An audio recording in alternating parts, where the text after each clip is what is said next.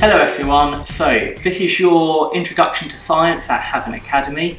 I'm going to show you a couple of demonstrations that you'll see throughout your time and we can use to demonstrate some fantastic scientific concepts, and we can also show that some of the practicals that you'll be doing in lessons when you come up to us in secondary school.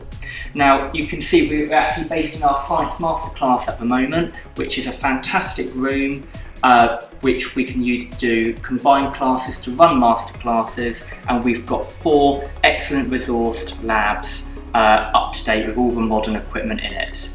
So obviously in science, especially when doing practical, it's incredibly important to be safe. So we always make sure we've got our lab coat and our goggles on, because our eyes are the most sensitive part of our body, and if we damage them, they cannot be repaired. So our first demonstration is going to be Thermite, and this is a reaction that is used in industry to weld really strong metals together.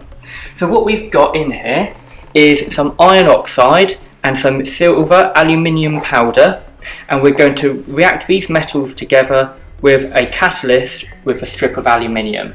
So what I've got here is my Bunsen burner, and what I'm going to do is light, using the Bunsen burner really carefully, the strip of aluminium, which is our catalyst, magnesium, which is our catalyst.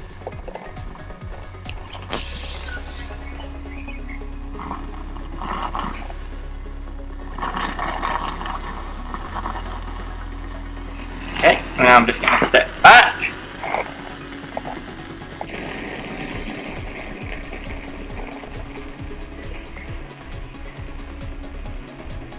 So when you think nothing is happening,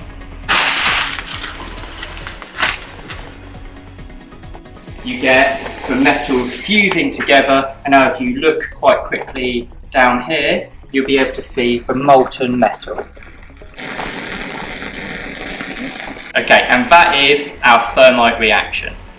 So the second demonstration is going to be hydrogen balloon. In this gas, you may think it would be helium in it, but it's actually hydrogen. Hydrogen is a really flammable gas, and what we're going to do is see what happens when we put a little flame right next to it. Okay, so a 3, 2, 1. So, really flammable reactive gas. So the third one we're going to look at is called whoosh bottle. And you'll see why it's called whoosh bottle in a little bit. What I'm going to do is put inside our big water bottle some ethanol. Ethanol is pure alcohol, and obviously with the symbol here it means it is flammable, which means it catches on fire really easily.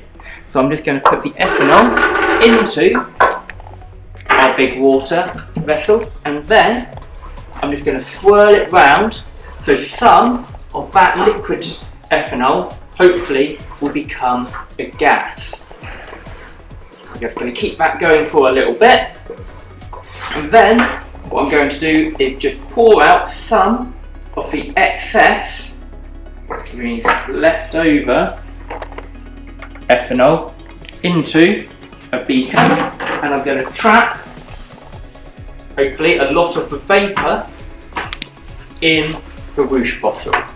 Okay, now we said it was very flammable, so what I'm going to do is put my goggles back on, and hopefully we can actually see just by the little bubble forming on top of the whoosh bottle that there is plenty of vapour trapped in there.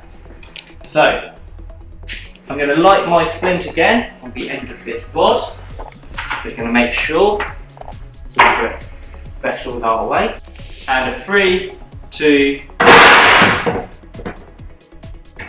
there we are. So all of those flammable vapours ignite incredibly quickly, just from a big whoosh going up. So for our next experiment, we're going to look at Screaming Jelly Baby. Okay, and you'll see why it's called Screaming Jelly Baby in a little bit. I've got my Bunsen connected to my gas tap, and in this boiling tube I've got some potassium chlorate, and this potassium chlorate is a catalyst. It means it makes reactions go very fast. What we are going to do is get the energy, okay, that is trapped in the sugar in this glucose out of the jelly baby. We're going to make it happen incredibly fast. Okay. I'm now going to heat the potassium chlorate until it is a liquid. And this may take just a couple of minutes for the solid to turn into a liquid.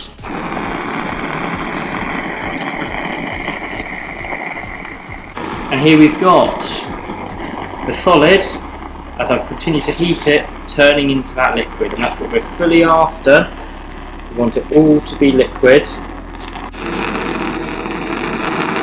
Okay, so now we've got our potassium chlorate that is fully melted, and it's a boiling liquid. What I'm now going to do is put in my jelly baby.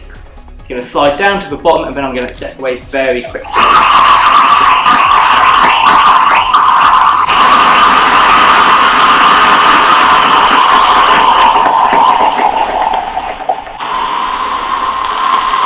As you saw, all of that light heat sound showed all of the energy that is trapped within a single jelly baby.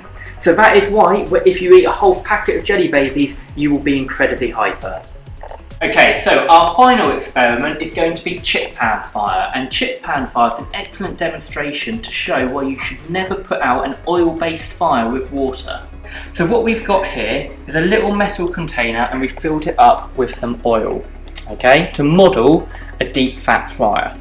What we're going to do is turn on the Bunsen burner, making sure that my goggles are on.